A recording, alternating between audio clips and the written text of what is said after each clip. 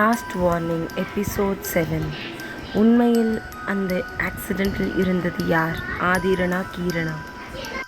மாயாவின் கண்கள் முழுவதும் அந்த அட்டைக்கின் மேலேயே இருந்தது. ஆனால் திடீரென்று ஒரு கைகள் அந்த அட்டைக்கை மூடினது. நீ சுற்றிலும் நடக்கின்ற திகிலான பதிலறியாத சம்பவத்திற்கு காரணம் என்ன என்று விடை தெரியாமல் நின்று கொண்டிருந்தாள் மாயா. திடீரென்று அவளுக்கு அந்த நாள் ஆக்சிடெண்ட் நடந்த இரவு ஞாபகத்திற்கு வந்தது. அப்படி அந்த இரவு என்னதான் நடந்தது?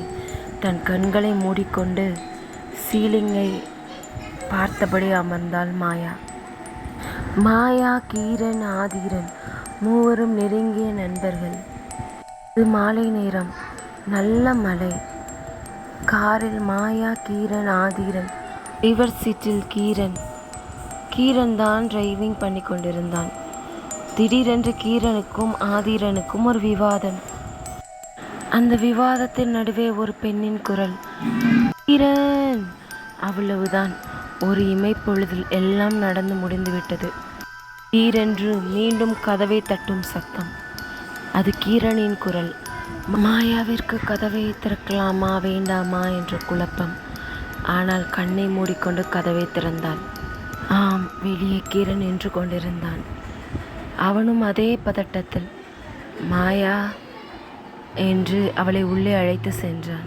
கீரனும் தன்னுடைய மொபைல் ஃபோனை எடுத்து மாயாவிடம் காட்டினான். மாயா, அன்னோன் நம்பரிலிருந்து எனக்கும் கால் வந்தது. கீரனின் ஃபோனை மாயா வாங்கி பார்த்தால் அதே மெசேஜஸ், அதே இமேஜஸ். அப்படி என்றால் அன்றிலிருந்தே நம்மை யாரோ கண்காணிக்கிறார்கள் கீரன். நாம் செய்யும் ஒவ்வொன்றையும் அவர்கள் கண்காணிக்கிறார்கள் என்றாள் மாயா. கீரன் தன்னுடைய நடுங்கும் குரலில், அப்படி என்றால் மாயா, அப்படி என்றால் அன்று நாம் காரின் மிரரில் பார்த்தது உண்மைதான்.